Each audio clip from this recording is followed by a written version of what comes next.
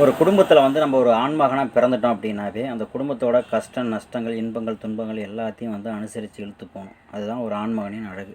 அப்படி தான் வந்து பார்த்திங்கன்னா ஒரு காலகட்டங்களில் வந்து பார்த்திங்கன்னா ஊரில் வந்து நம்ம சமாளிக்க முடியல, நம்ம குடும்பத்தோட கஷ்டம் நஷ்டங்களை வந்து நம்மளால் சரி செய்ய முடியல. அதனால் வந்து நம்ம வெளிநாட்டு வேலைக்கு போவோம் அப்படின்னு சொல்லிட்டு நிறைய இளைஞர்கள் வந்து பார்த்திங்கன்னா வெளிநாட்டு வேலைக்கு வராங்க. அப்படி வெளிநாட்டு வேலைக்கு வரும்போது வந்து பார்த்திங்கன்னா முடிஞ்ச அளவுக்கு காசு இல்லாமல் வந்து வந்தீங்க அப்படின்னா நீங்கள் வந்து லைஃப்பில் செட்டில் ஆகலாம். இல்லை நான் காசு கட்டிட்டு பல லட்சங்கள் கட்டிட்டு சில லட்சங்கள் கட்டிட்டு நான் வந்தேன் அப்படின்னா பணக்காரன் ஆகுவாங்க, நீங்கள் ஆக மாட்டீங்க. உனக்கு காசு கொடுத்தாங்க பாருங்கள், அவங்களுக்கு நீங்கள் கடன் அடித்து அவங்க பணக்காரன் ஆகிட்டு இருப்பாங்க. நீங்கள் வந்து கடன் அடித்து காலங்கள் போகிறதான்.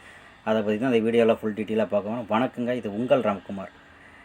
இப்போ வெளிநாட்டு வேலைக்குங்கிறது வந்து பார்த்திங்கன்னா எல்லாமே வெளிநாட்டு வேலை பார்த்தோன்னா எல்லாம் சோசியல் மீடியாவில் வந்துட்டு பார்த்திங்கன்னா நிறைய பேர் வந்து இங்கே வாண்டட் இருக்குது, அங்கே வாண்டட் இருக்குது, ரஷ்யாவில் வாண்டட் இருக்குது, துபாயில் வாண்டட் இருக்குது, பக்ரீனில் வாண்டட் இருக்குது, யூகேயில் வாண்டட் இருக்குது, யூஎஸில் வாண்டட் இருக்குது, ஜெர்மனியில் வாண்டட் இருக்குது அப்படின்னு சொல்லிக்கிட்டு எல்லாம் வீடியோ போட்டுட்ருக்காங்க.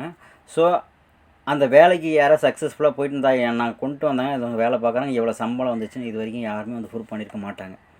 ஏன்னா அதெல்லாம் சும்மா மீன்ஸ் வந்து என்ன, நம்மளும் வந்து ஏதோ சொல்கிறோம் அப்படின்னு சொல்லிட்டு இருக்கிறவங்க தான் நிறைய பேர்.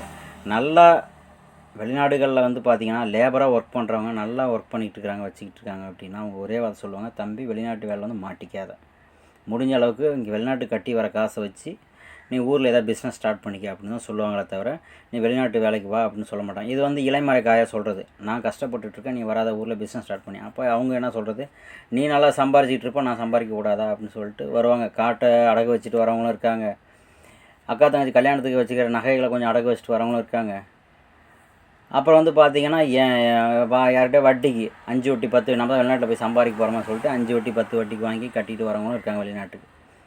அப்படி காசு பணங்கள் கட்டிட்டு வரும்போது வந்து பார்த்திங்கன்னா நீங்கள் வந்து சம்பாதிச்சாலும் வந்து பார்த்திங்கன்னா அந்த கடன்களை வந்து மீட்டெடுக்கிறது 2 வருஷம் ஆயிரும், 2 வருஷமோ 3 வருஷமோ ஆயிரும். ஏன்னா இடையில் வந்து குடும்பத்தில் வந்து அப்பா அம்மா உடம்பு சரியில்லாம போகலாம், கல்யாணம் ஆயிருந்த குழந்தை மனைவிக்கு உடம்பு சரியில்லாமல் ஆகலாம். அதனால் வந்து பார்த்திங்கன்னா 2-3 வருஷம் ஆயிரும். அந்த கடனை கட்டி முடிச்சுட்டு நீங்கள் வந்து அடுத்த லெவலில் போகலான்னு யோசிக்கும் போது வந்து பார்த்திங்கன்னா அதுக்குள்ளே ஏதோ ஒரு சிக்கல் வந்து நிற்கும். சரி, நம்ம வீடு இப்படி டல்லாக இருக்க, கல்யாணம் ஆகாத இளைஞர்கள் தான் நம்ம பொண்ணு பார்க்க போகிறதெல்லாம் வீடுக்கெல்லாம் சரியில்லை, ஒரு வீட்டை கட்டுவோம்னு சொல்லி வீட்டை கட்டுவாங்க. இவங்க ஆரம்ப காலகட்டத்தில் வெளிநாட்டு வேலைக்கு வரும்போது வந்து பார்த்திங்கன்னா ஒரு 20-22 வயசில் வருவாங்க. அந்த கடன் அடைக்கிறதுக்குள்ளே 25 வயசு ஆயிரும். ஒரு வீட்டை கட்டி முடிக்கிறதுல 5 வருஷம் ஆயிரும், 30 வயசு ஆயிரும். அந்த கடன் அடைக்கிறதுக்குள்ளே 32,000. நம்ம பொண்ணு கேட்க போனால் வீடு இருக்குது, காசு இருக்குது, சொத்து பணம் இருக்குது, சொத்து பத்து எல்லாம் இருக்குது, மாப்பிள்ளைக்கு வயசு இல்லையே அப்படின்னு சொல்லிட்டு அது ஒரு வார்த்தை சொல்லுவாங்க. அதனால தான் சொல்கிறது, காலகாலத்தில் போய் கல்யாணம் பண்ணிக்க. நிறைய வீடியோக்கள் நம்ம சொல்கிற விஷயம் தான். வெளிநாட்டு வேலைங்கிறது வந்து பார்த்திங்கன்னா தற்காலிகம் தான், நிரந்தரம் கிடையாது.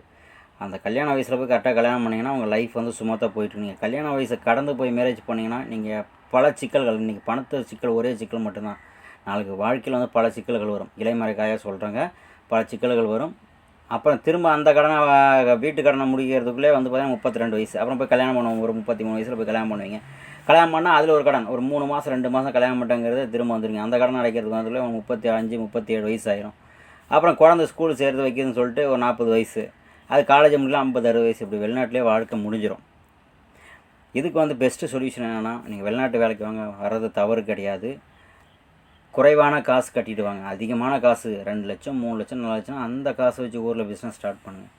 ஒரு வேளை வந்துட்டீங்க, நல்ல சம்பளமாக இருந்தால் வீடு கட்டுறது இதெல்லாம் செகண்டரி. ஊரில் உங்களுக்கான வருமானம் வரதுக்கு ஒரு பிஸ்னஸ் ஸ்டார்ட் பண்ணிவிட்டு அந்த வருமானத்தில் நீங்கள் போய் ஸ்டாண்டாக உட்காந்துக்கிட்டு அங்கே சம்பாதிச்சு வீட்டை கட்டுங்க.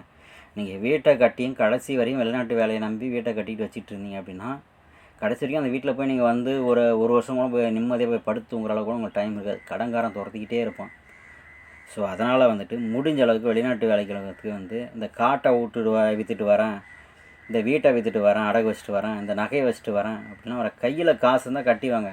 நல்ல வேலை இருந்தால் அந்த கை காசு உங்களுக்கு லாபம் ஆயிரும். இல்லை வந்து நான் நல்ல வேலைலாம் தூக்கி போட்டு போயிட்டே இருக்கலாம். இதே கடன் வாங்கி கட்டும்போது கடனுக்கு பயந்துட்டு ஓடணும், குறைவான சம்பளமாக இருந்தாலும். அதே வேலை வந்து பார்த்திங்கன்னா குறைவான சம்பளம் அப்படின்னா வெளிநாட்டில் எந்த நாட்டில் இருந்தாலும் வந்து அந்த வேலை ஜாப் வந்து கண்டினியூ பண்ணாதீங்க.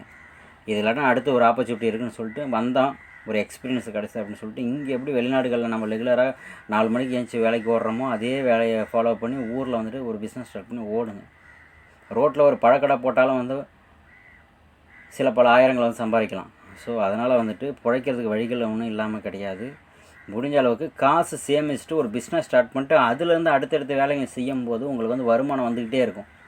இப்போ வருமானம் வந்துக்கிட்டே இருக்கும்போது வந்து பார்த்தீங்கன்னா நீங்கள் ஊரில் லைஃப் செட்டில் ஆகிடலாம், வீடு கட்டலாம், மேரேஜ் பண்ணலாம், குழந்தை குட்டிகளோட சந்தோஷமாக இருக்கலாம். ஆனால் வெளிநாட்டில் நம்ம சேர்க்கறது இந்த வீட்டில் போட்டேன், அப்புறம் அதில் போட்டேன், இதில் போட்டேன்னு போட்டுக்கிட்டோம்னா நீங்கள் காலத்துக்கும் கடைசி வரைக்கும் வெளிநாட்டில் தான் ஓட்டணும். அப்புறம் கடைசி வரைக்கும் விளையாண்டா வயதான காலத்தில் அங்கே ஊரில் போய் என்ன பண்ண முடியும்? நீங்களே எதாவது பண்ணலாம்னு நினச்சா கூட உங்கள் ஹெல்த்து சப்போர்ட் பண்ணாது. ஸோ அதனால தான் சொல்கிறேன், வெளிநாட்டு வேலைங்கிறது வந்து பார்த்திங்கன்னா நீங்கள் படிச்சுட்டு வந்தால் மட்டும்தாங்க நல்ல ஜாபுக்கு கிடைக்க முடியும். நீங்கள் லேபராக வந்தீங்கன்னா, திரும்ப சொல்கிறேன், நீங்கள் லேபராக வந்தீங்கன்னா எந்த நாட்டுக்கு போனாலும் சரி தான், உங்களுக்கு சரியான சம்பளம் வந்து ஹையெல்லாம் கிடைக்காது. நம்ம ஊரில் கூலி வேலைக்கு போகும்போது என்ன சம்பளம் கிடைக்குதோ அதோட ஒரு 5-10 அதிகமாக கிடைக்குமா தவிர அதிகமாக கிடைக்காது.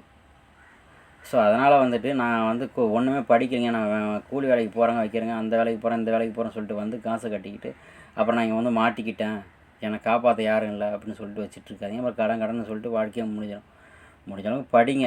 அதேமாதிரி அவங்க அப்பாவுக்கள் வந்து இங்கே வெளிநாடுகளில் வேலை பார்த்தாங்கன்னா தான் படுற கஷ்டம் வந்து பிள்ளைங்க படக்கூடாதுங்கிறத உங்களை ஸ்கூலில் அனுப்புகிறாங்க. உங்கள் ஸ்கூலில் போய்ட்டு நல்லபடியாக படிச்சுக்கங்க. இல்லை படிக்காமல் நம்ம அப்பா வெளிநாட்டில் இருக்கிறாரு, நாம் வெளிநாட்டு போகணும் வந்தோன்னா நீங்கள் லேபராக வந்தாங்க கல் உடைக்கவும், கம்பி கட்டவும், ரோடு வேலை போடவும், மரங்கொடி செடி விடவும், டாய்லெட்டு கழுவுற வேலையும் தாங்க பார்த்தாகணும். ஸோ இங்கேருந்து வெளிநாட்டில் வந்து நல்ல உடுப்பு கூட போட்டுக்க முடியாது, லேபராக வந்தோன்னா கஷ்டப்பட்டுக்கிட்டு இருக்கணும். ஸோ அதனால் வந்துட்டு அதிக காசு கட்டி எந்த நாட்டுக்கும் போகாதீங்க. லைட்டான காசு கட்டிட்டு போகிறீங்க. அதேமாரி எந்த ஒரு நாட்டுக்கு போகிறீங்கன்னா அந்த நாட்டோட ரூல்ஸு என்ன, ரெகுலேஷன் என்ன, வீசா வந்து விசிட்டிங் வீசாவா இல்லை வந்து ஒர்க் பர்மிட் வீசாவா, இதெல்லாம் கவனிச்சுட்டு போங்க. எதாவது அவன் சொல்கிறான்னு சொல்லிட்டு நீங்கள் போனீங்க அப்படின்னா அந்த நாட்டில் போய் லாக் ஆகிட்டிங்கன்னா நீங்கள் மீள்றது ரொம்ப கஷ்டம். எந்த நாட்டுக்கு போய் நீங்கள் ராங்கான விசாவில் போனீங்கன்னா மீள்றது ரொம்ப கஷ்டம். அந்த சட்டங்கள் வந்து அந்த நாட்டிலையும் சட்டங்கள் வந்து கடுமையாக இருக்கும். அதே வேலை வந்து பார்த்திங்கன்னா கொஞ்சம் படிச்சுட்டு படிப்பறிவு இருந்தால் மட்டும் வெளிநாட்டு வேலைக்கு போங்க. கொஞ்சம் 0% படிப்பறிவு நம்ம போயிடலாம் எல்லாம் போகிறான்னு சொல்லிட்டு போயிடாதீங்க. அப்புறம் இப்போ துபாய்க்கெல்லாம் பார்த்திங்கன்னா நிறைய இடத்துல வந்து பாலைவனத்தில் ஆடி மேய்க்க மாட்டிக்கிட்டேன், அங்கே இப்படி பண்ணாங்க அப்படி பண்ணாங்க அப்படின்னு சொல்லிட்டு ஒரு சில துபாய் மட்டும் இல்லை, ஒரு சில நாடுகள்லாம் வந்து வீடியோக்கள் வந்து சோஷியல் மீடியா பார்த்துட்டு தான் இருக்கோம். ஸோ அதுமாரிலாம் யாருக்கும் வந்துடக்கூடாது. படிப்பறிவு இல்லைங்களா, ஊரில் இருக்கிற விவசாய பூமியிலையோ இல்லை ஊரில் லோக்கலில் ஏதாவது வேலையை ஆரம்பிச்சுட்டு இங்கே வேலையை பாருங்கள். இங்கே வந்து உங்கள் சொந்த லாங்குவேஜில் பேசி சமாளிக்கக்கூடிய திறமை இருக்கும். நீங்கள் வேறு நாடுகளுக்கு போயிட்டு வந்துக்கிட்டு அங்கே போய் மாட்டிக்கிட்டிங்க வச்சிட்டிங்கன்னா ஒன்றுமே பண்ண முடியும். எங்கள் ஊர்லாம் வந்து இந்த 90களில் வந்து பார்த்திங்கன்னா துபாய் கூப்பிட்டு போனேன்னு சொல்லி மும்பையில் போய் விட்டுட்டு போன ஏஜென்சிகள்லாம் நிறையா இருக்காங்க. ஸோ அதனால் வந்துட்டு அப்புறம் மும்பையில் ஹோட்டல் வேலை பார்த்துட்டு எங்கடா கடனாக போய் கூப்பிட்டு வரான்ட்டு அப்புறம் அது அங்கே இருந்துக்கிட்டே இவங்களே ஏஜென்சியை பிடிச்சி நல்ல ஒரு அங்கே பாய் கடையில் ஹோட்டலில் எல்லாம் வேலை பார்த்துருந்தாங்க. அவங்க வெளிநாட்டை அனுப்பிட்டு சம்பாதிச்சிட்டு வந்தவங்களாம் இருக்காங்க. ஆனால் அதுக்கு காலங்கள் வந்து ரொம்ப நாள் ஆச்சு. இது சொல்லும்போது ஷார்ட்டாக ஒரு 2 செகண்டில் சொல்லிட்டேன். 10 வருஷம் கழிச்சு தான் ஊரை பக்கமும் வந்தாங்க. ஸோ அதனால் வந்துட்டு முடிஞ்ச அளவுக்கு வெளிநாட்டு வேலைங்கிறது வந்து பார்த்திங்கன்னா நீங்கள் நினைக்கிற மாதிரி வந்து ஆஃபீஸில் உட்காந்துக்கிட்டு அழகாக வேலை பார்க்கலாம். இதுமாரி தான் வந்து வேலைக்கு போகணும் வரணும். சந்தைக்கு மாட்டை தூக்கி போட்டு வரணும் தான் காலைல வேலைக்கு போகணும், சாயந்தரம் வீட்டுக்கு வரணும். ஸோ முடிஞ்ச அளவுக்கு நல்லா படிக்கிற குழந்தைங்க நல்லா படிங்க. ஸோ இங்கே வெளிநாட்டிலேருந்து காசு பணம் உங்களுக்கு மாதம் ஆனால் வருது அப்படின்னா இவங்களோட உழைப்பால் தான். பயன்களை தொடரும். நன்றி, வணக்கம்.